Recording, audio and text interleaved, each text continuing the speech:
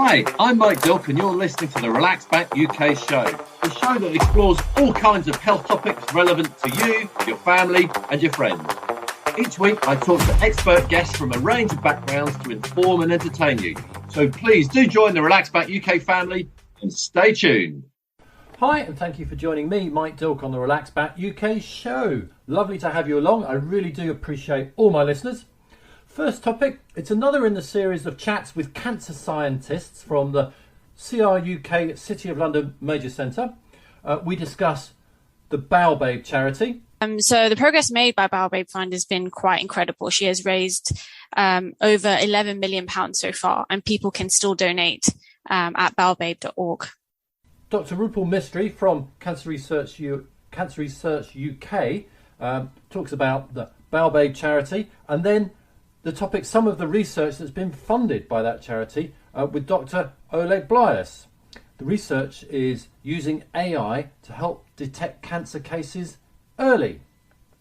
Then feeling a little bit burnt out, possibly like this. Feeling that they do have too many distractions to be able to switch off. Working through their sort of lunch breaks, making sure that their inboxes are cleared, checking emails out of hours and being unable to relax. Henry Nelson Case did, and he was working as a lawyer, but now he's cut down on his work hours and started to do something very different. Find out how and what it is he's doing differently, and please do join me for a great show. Thank you.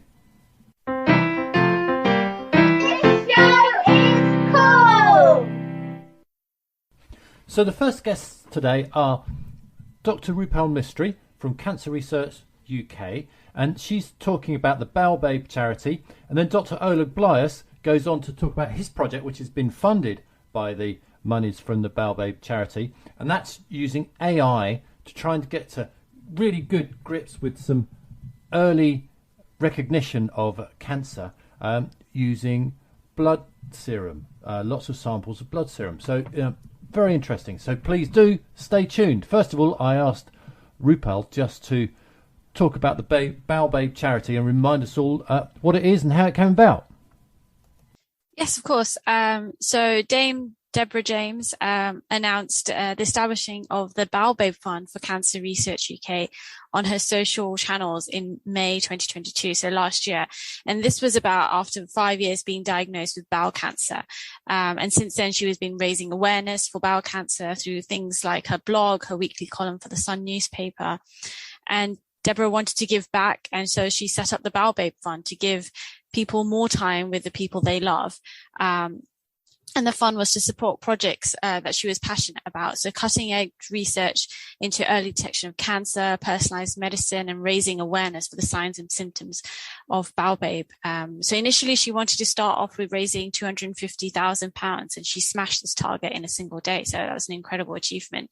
It really was got into the imagination and the minds of the public, didn't it? You know, the great British public really responded to this particular kind of charity drive. Yes, absolutely. It's, you know, she went into the media, and all of her raising awareness really paid off, and a lot of people became more aware of bowel cancer and the sign and looking for signs and symptoms for it. Do you know how much it has raised to date? Yes, so the progress made by BowelBabe Fund has been quite incredible. She has raised over £11 million so far, and people can still donate at bowelbabe.org. Okay, all right. So people are listening to this and want to donate more money, then they absolutely can. All right. Just give us that total again. What did you say? So just over £11 million has been raised so far. All right. Now, that £11 million, what's happening to it? And, you know, how's it been distributed amongst the sort of scientific community? So it's going to a variety of things. And one of them is working with Cancer Research UK to fund some amazing research that we're doing. So we're supporting through the fund, we're supporting 5 projects, one of which is Dr. Oleg Blias's research, but as well as raising awareness, we're working with Bowel Cancer UK. We're raising awareness for bowel cancer symptoms and signs and symptoms. And as more and more money is being donated, we're looking to also fund more projects and partner with other organizations to help raise the profile for bowel cancer and fund more amazing research. Okay, all right. So we'll have another plug for the Bowel Babe at the end, but let's move on to Oleg. You're doing some research, and it's kind of maybe slightly different, or perhaps it's just not in my world. But the research you're doing is quite different to other research I've sort of heard about or know about. You're looking at proteins in blood over time to see if we can get some kind of early signs of cancer. Is that more or less it? Can you explain what you're doing a little bit more, maybe? Yeah, that's correct. So there are two main components of my project. The first one is generation of the unique data, which is something that basically never existed before. So that the data that would, as you said, represent those serial patterns of protein concentrations in blood over time from some number of patients who eventually developed cancers, in particular bowel cancer, and some number of healthy controls. And then once the data is produced, we're aiming to develop the AI tool that would discriminate those cancer patients from healthy controls as early as possible, thus actually allowing for the early detection and risk stratification. Okay, so where's all the data coming from, the kind of blood samples? Because I gather there are an awful lot of them. Yes, so we're really lucky in the UK to have a trial that is called UK FUTOX, which stands for United Kingdom Collaborative Trial of Ovarian Cancer Screening. It may sound a bit odd that I'm talking about the ovarian cancer, but in my project, I'll be dealing with like bowel cancer. But what's amazing about this trial is that it was a prospective trial that involved women recruited being healthy. So right. At the start of the trial, there were 200,000 women in total. That's a massive number recruited across the UK. This involved a number of GP centers. And then in one of the arms of this trial, which is called multimodal, women's serum was collected and stored annually. So as a result, sadly, eventually those women, like every year, those women were developing different conditions. Just because it's 50,000 women, if you know the prevalence, you can get a rough idea how many yearly you would get cases, cancer cases. So over how long was the blood collected from these 50,000 women? How many years? The recruitment started in 2001, and then the serum, it was serum, it was collected until 2011. Okay. And then women were still followed up first until 2013, and then there were some further follow-ups as well. So you've got serum samples from 50,000 women. Is it once a year for 10 years? More or less. I mean, that's the best case scenario. In reality, there are some. So more or less, yeah. I'm just trying to imagine that. That's an awful lot of little tubes, I'm thinking, full of blood serum. I mean, I can't do the calculation. Maybe you've got it in your head. I don't know, but thousands and thousands of samples. That's correct. All right. So you've got a room, or probably several rooms, full of all these samples. What next, Oleg? What do you do with them? So those old samples are stored in a biorepository. So that's like a separate place, of course, where there are some specific conditions for these, in order to make sure that those proteins, for example, won't degrade or anything like that. Then I will access the samples that I have chosen for this project that I thought would be particularly relevant for cancers like bowel cancer. I will access those samples, so they will be delivered basically to my fridge in the lab.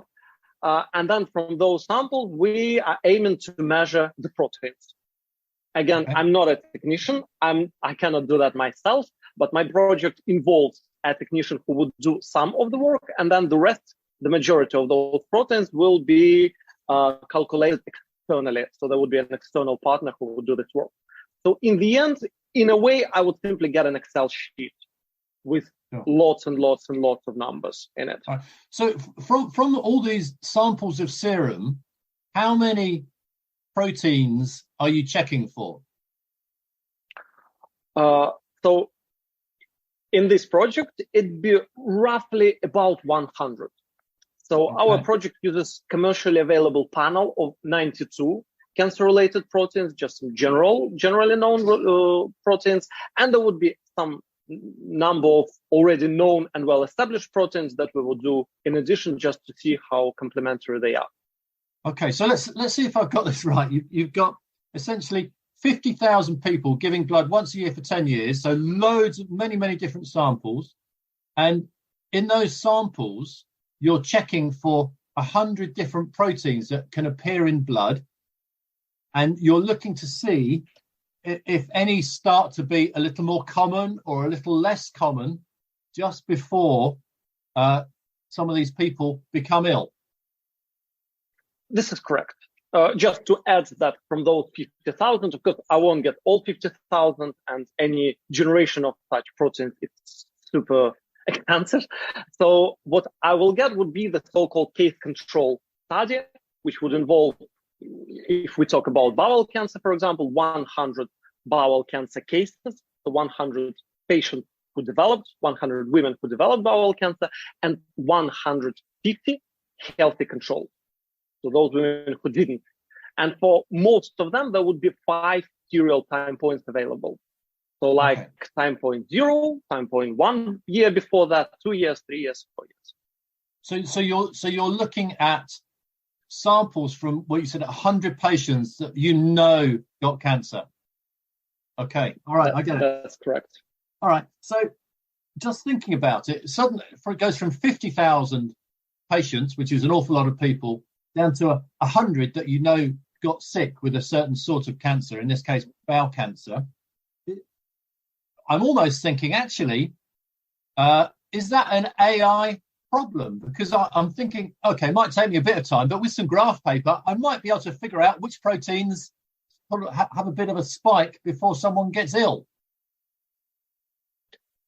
That's true. I'm not trying to be facetious and say you're wasting your time, because I'm not in your world. But explain a little bit more how the intricacies of it work, and how the AI comes into it. Sure. The two main complexities with this data are, first of all, it's longitudinal, so it measures those proteins over time, and the second, it's multidimensional. So those are the two things to bear in mind. So basically, as you said, with one protein, looking at one patient, you can see if there is some elevation before cancer diagnosis or not. If you would try to average that across 100 patients, that would already be a bit tricky. But then if you would want to combine the proteins, that's where it gets more or less impossible to do it without a computer, basically, because you cannot assess how complementary they are. Nor, of course, you cannot assess how to combine that into a tool that would give a risk. Because in the end, we always want to deal with something meaningful. We want to see the risk. And as a result, we could do further risk stratification. So those are the things that you simply cannot do just by eye, like visually inspecting. Although, of course, what you're saying is correct. Like with a single one and with few patients, you can get an idea of what's going on, but you cannot quantify that without a proper method. Okay. So how far into this story, this research, are you, Oleg? Have you found out some initial results?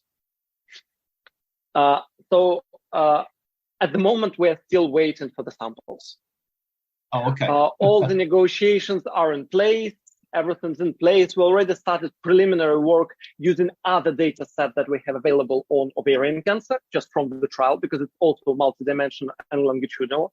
So we're trying to prepare as much as we could before we get the samples. And then actually the samples should be arriving this month to the fridge. And then hopefully in a couple of months' time, we should get the Excel sheet. So I'm really excited about that, certainly before the end of the year. Yeah, so it's shortly going to really take off. You're going to be very busy, but it's going to be very exciting. Yes. Okay. I've got another question for you, which is kind of a bit more basic, I think.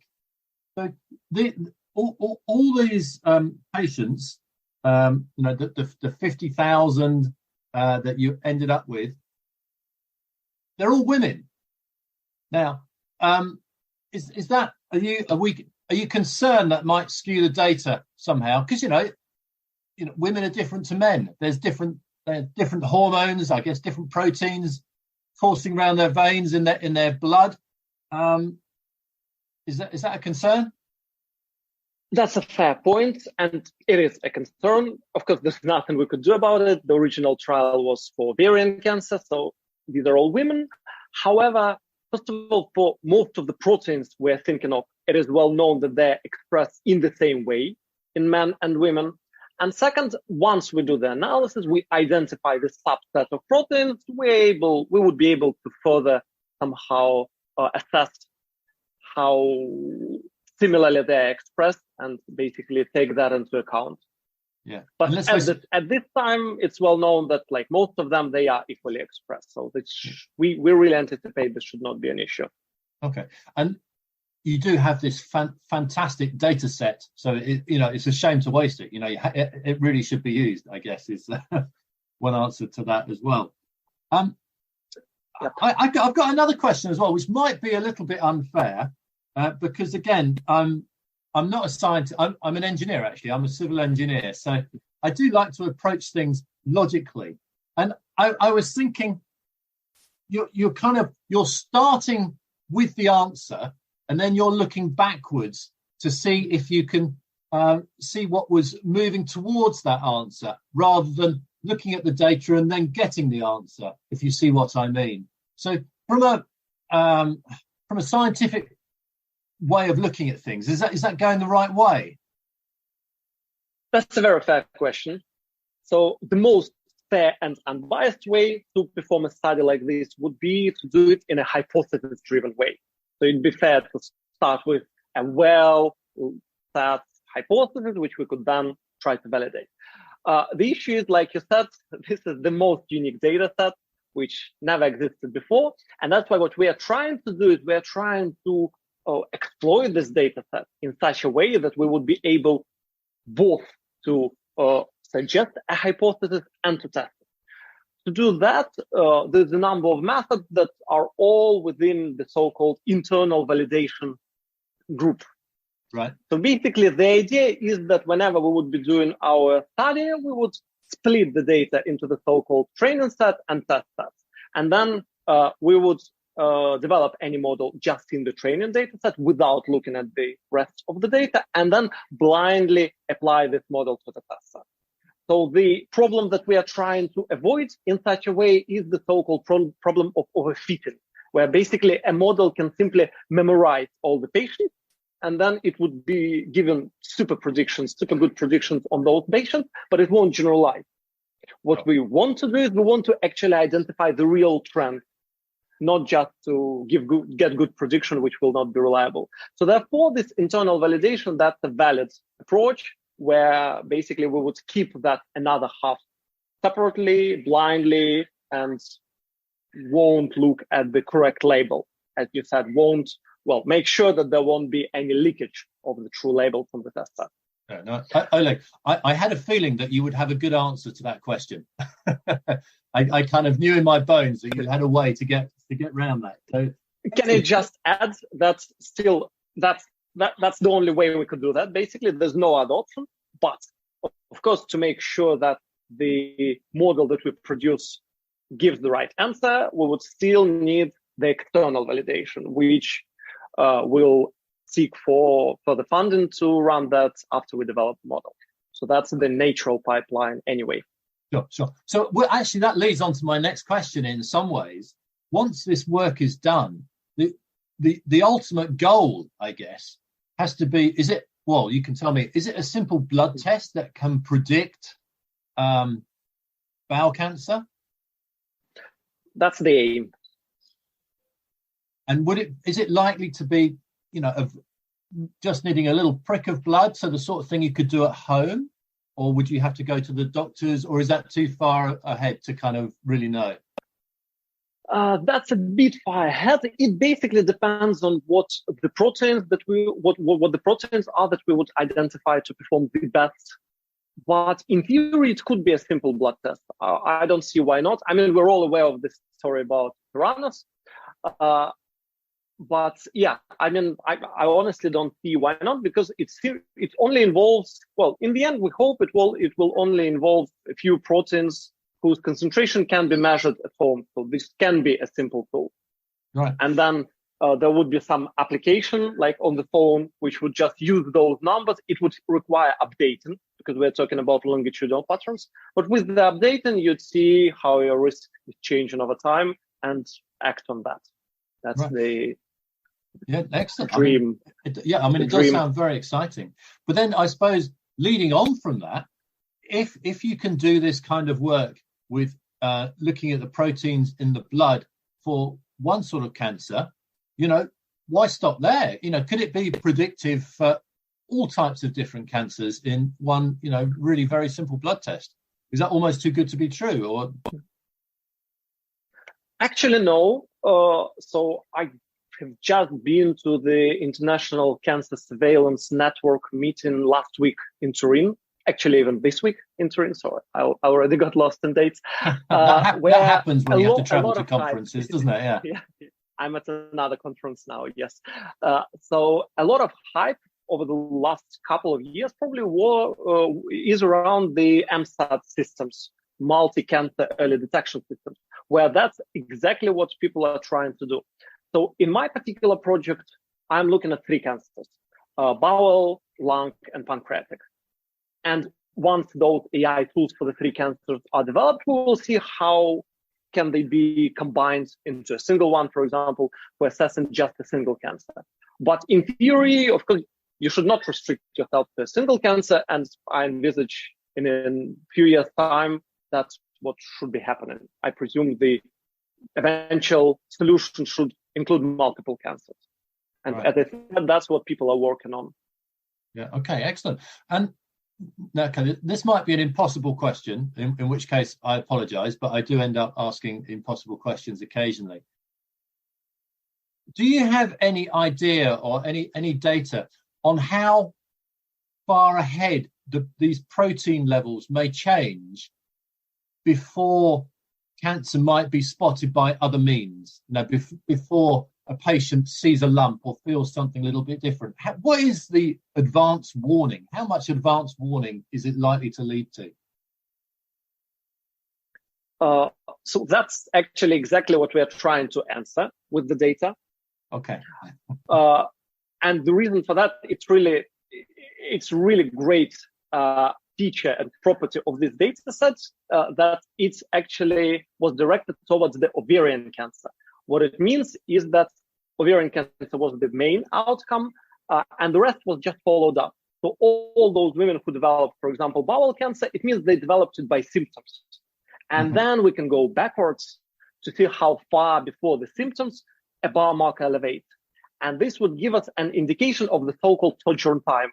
So that the largest difference, how far in advance we can actually predict cancer. Okay. All right. So that will be one of the answers you end up with. Okay. Correct. Oleg, it feels like you're on the cusp of some very exciting work. Dare I say, even sort of exciting discoveries. So maybe the thing to do is we should make a date for a few months' time. I can invite you back, and you can tell me all the great stuff you found out. That'd be amazing. Okay, I would really enjoy that, because just from your description, it sounds like this is potentially very exciting, and just your enthusiasm. I can tell you're very excited about it, and you're really hoping to find something very exciting and very useful. So look, thank you so much to you, Oleg, for discussing that, and thank you, Rupal, for just giving us an idea about where the funding was coming from, and the Bowel Babe charity. Perhaps just before we finish, we spoke about it earlier. If people are listening to this kind of thing, listening to this and thinking, yes, I would like to donate some money to the Bowel Babe charity, perhaps, Rupal, you can tell us just one more time how people can go about doing that. Yes, of course. So yeah, as I mentioned before, you can still donate to the fund, and it will be going towards more amazing research and other raising awareness for bowel cancer. And you can do that through bowelbabe.org. Excellent. All right. So look, again, both of you, Rupal and Oleg, thank you so much for taking the time to chat. Much appreciated. Thank you. Thank you. Thanks for having me here. Thank you. UK Health Radio, the station that makes you feel good.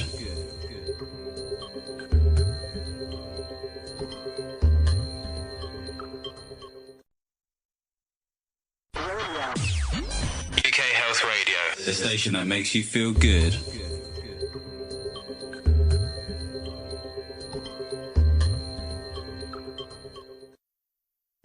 Are you feeling a bit burnt out, maybe a bit got out with all the modern techniques of communications which just seem more and more intrusive? Henry Nelson Case felt that way a little bit, quite a lot actually, and if you're feeling the same way, hang on and hear what he has to say about it. I started my chat with him by asking if he was a victim of the always on culture. Yes, I fall very much within that camp. And like the 2,000 adults that were commissioned by a poll by Extra Gun, which found that 65% of people below the age of 34 are part of this always on culture with too many distractions and not being able to switch off each day, compared to, interestingly, just 12% of baby boomers. Okay. All right. Well, you don't look too much like a victim to me. You look like you can take care of yourself, Henry. It's a filter on the camera.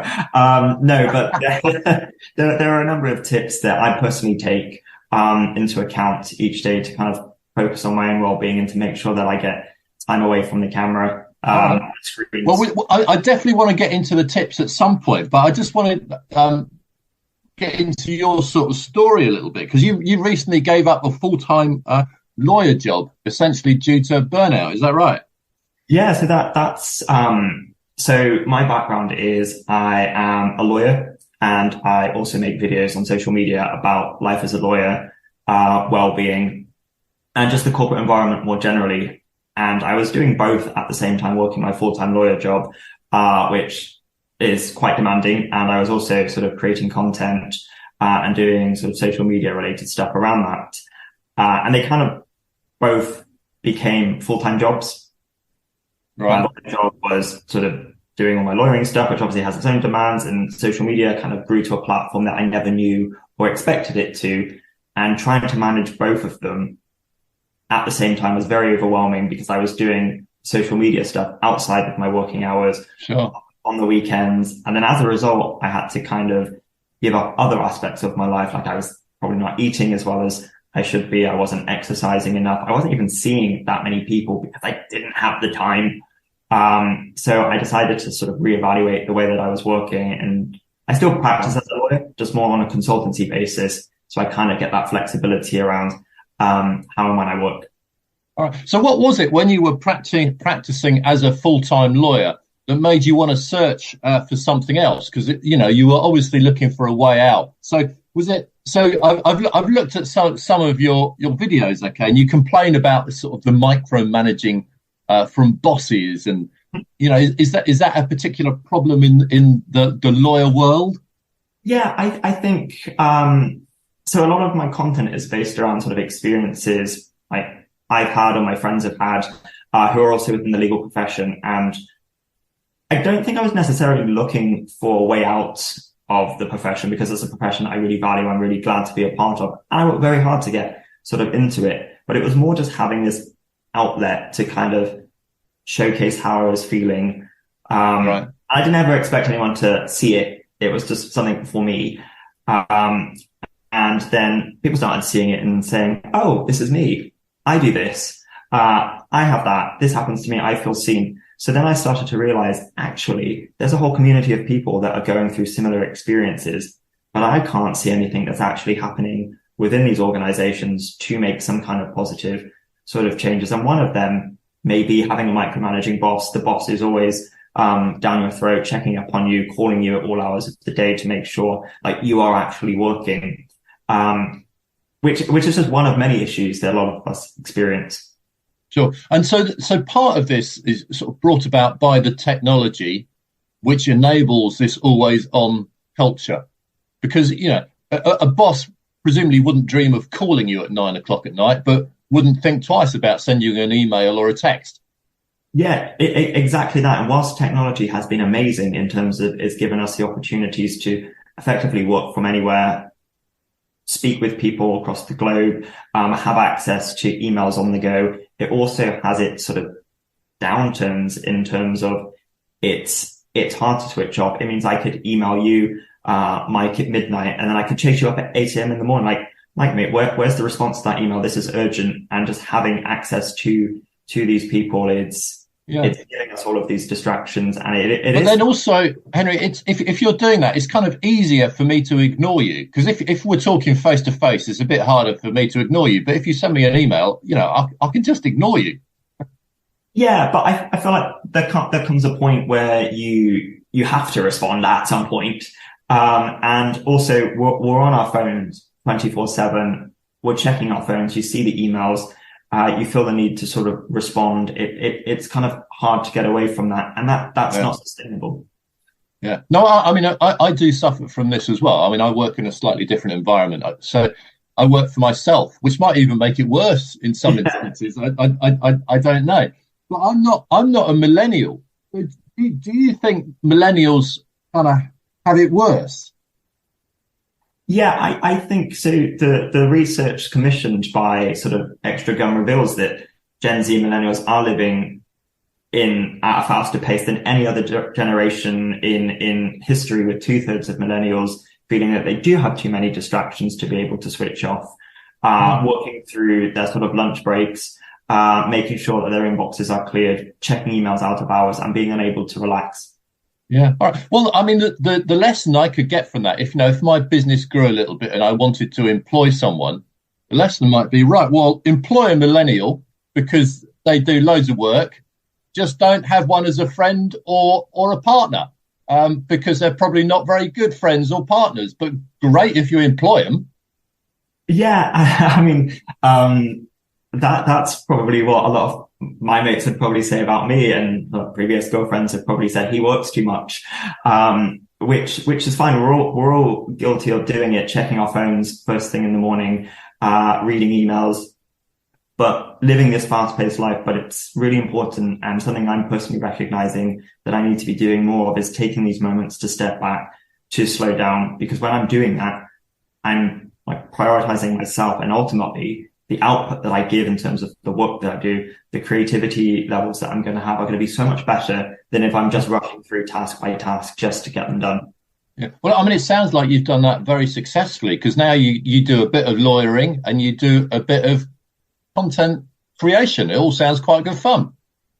Yeah. And for the most part, I'm like very, very lucky to be in the position that I am, but probably similar to you, Mike, working for yourself kind of makes you kind of be a lot more switched on. You're checking things all the time. You don't really have those boundaries because everything just blurs into your life. You need to be responding to those emails. So I'm really trying to make sure that I do sort of slow down and focus, because I don't want to be another one of those statistics that gets to age 34 and I'm completely burnt out and I can't be or perform at my best. Yeah. No, I mean, certainly I do suffer from it.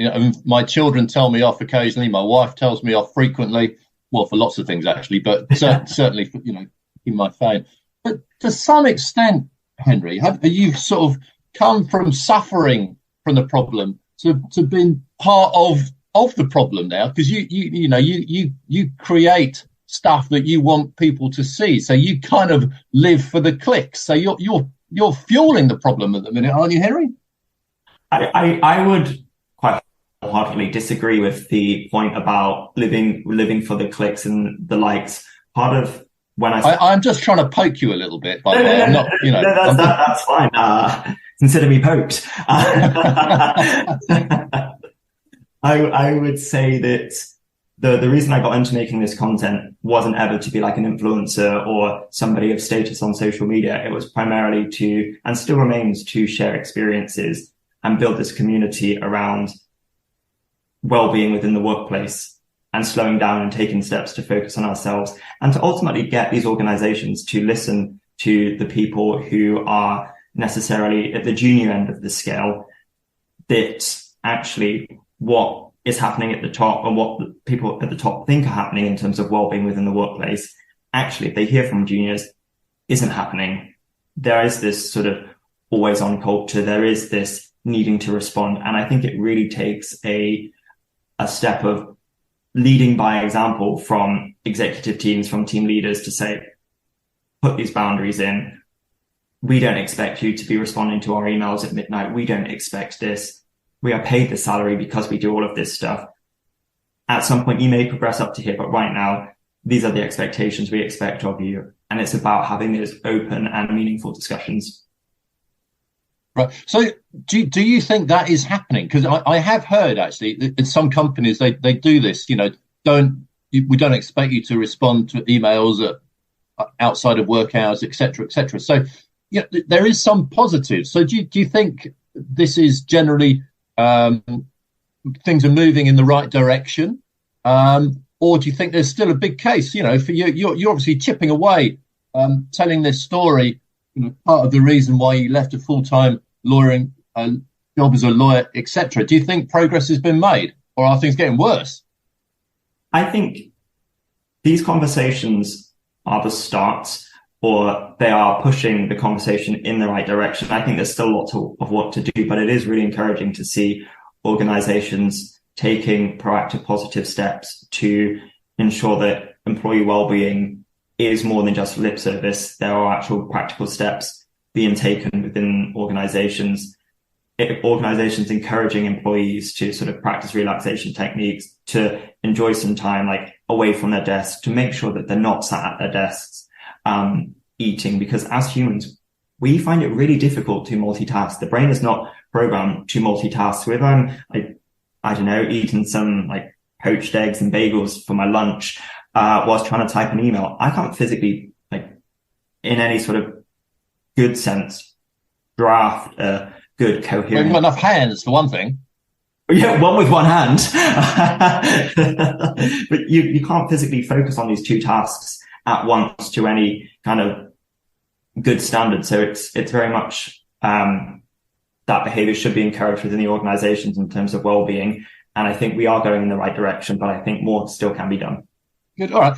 So what advice would you give to, say, a young lawyer or any young person starting a job, all very excited about it, and then suddenly realizing that actually, their boss is taking the mickey and expecting them to do things in the evening, the night time, because you're in a difficult situation there, aren't you? First of all, this chap is your senior, so that's quite difficult. Presumably, you want to get on and you're interested in what you're doing, so you're in a bit of a pickle. What kind of advice would you give to someone in that situation? Absolutely, Mike, and it's a pickle I have been in myself. So you're the perfect person to answer the question. Yeah. And I think there isn't anything wrong with wanting to do well in your career. I think you've got a new job, you're just starting out, you're on your graduate scheme, whatever it is you may be doing, and throwing yourself at that and enjoying it and taking from as much as you can. But equally, I don't think that should be to the detriment of your sort of personal well-being. You shouldn't be living this fast-paced life all the time. So steps to kind of ensure that this doesn't always happen is to have those open communications with your superior, make sure you're putting those boundaries in, and sort of having conversations where we set realistic goals. What do you actually expect from me? What's expected of you? What's this relationship? Because having these achievable goals can kind of reduce some stress levels, because you get that sense of accomplishment and control. You know exactly what is expected. And similarly, taking moments for yourself during the workday, whether that's if you're in the office, going to grab a coffee with one of your coworkers, going for a little chat, going for a walk, making sure you are away from that desk. So when you come back, you feel energized, recharged, and ready to tackle your day. And I think one of the key things is just having these conversations and seeking that support as and when you need it. Don't leave it till the last minute when actually you've said yes to all of these tasks. you can't physically do by that 5 p.m. Friday deadline, but you've not really said anything at the time because you wanted to impress. And I think it does take a lot of courage and confidence to be able to say no to your superior, to be able to say, actually, I've got a lot on right now, mate. Could we maybe reprioritize this? But once you start doing that and get comfortable doing it, you will find that you will be so much more happier for the most part within your workplace and feel more confident and comfortable with your sort of workloads. Sure. All right. That sounds like good advice. I know you're from the world of law, but have you noticed that this is an issue in other industries? You know, maybe some other industries are worse. Yeah, absolutely. I have mates in various industries outside of the legal profession, and there are a lot of common themes that we all experience. It may not be the same because of the profession that we're in, but the demands are still there. The certain leadership styles are still there, and it's something that's across the board, I would say, in business generally. Okay. All right. So let's look to the future with this always on. Well, maybe the always on idea will dull a little bit, but the technology is not going anywhere. You know, if anything, the technology is going to change and become more immediate. So is there any hope for us? There's always hope, Mike. That's one of the things that keeps us going. But you're completely right that the technology is going to keep advancing. We've got AI tools like ChatGPT, amongst other things coming in. And it's all about how can we incorporate those into the workplace to enhance our productivity, but still being mindful of the pace of life that we're living at and being able to slow down and take these steps to make sure that I'm prioritizing our well-being. All right. So final question, possibly the most important one, really. If someone is suffering from this and they're thinking, right, I need a resource, I need some advice, I need some help, where can people turn to?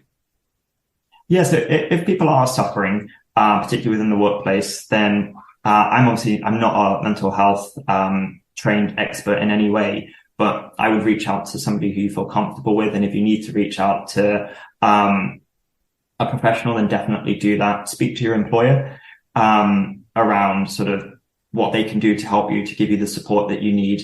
And if you wanted to find out how Extra Gum, who sort of commissioned the report, can benefit your sort of existing daily rituals and routines, you can check them out at extragum.co.uk. All right, Henry, look, thank you very much indeed for chatting. I need to go now because I need to go and check my emails. Yeah. No, I'm going to have a coffee. Have a nice day. Thank you very much to my guests on this week's show, and they were Dr. Rupal Mistry from Cancer Research UK, Dr. Oleg Blyas from Queen Mary University London, and they were talking about the Baobab charity and the research that Oleg is doing, which is in AI, used for cancer research, specifically for seeing if they can find better, faster ways to diagnose cancer. And then it was Henry Nelson Case talking about the always on culture. And of course, a big thank you to you for listening, and please do stay healthy till next week. UK Health Radio, the station that makes you feel good.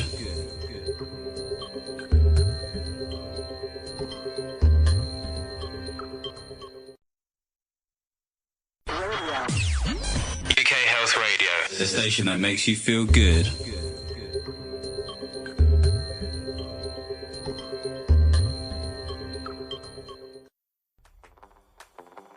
Thanks for listening to the Relaxback UK show. Join me, Mike Dilke, again next week for more fascinating interviews and chat. If you're listening to the podcast version, please subscribe, like, and share it with your family and friends. And have a healthy week. Until next week.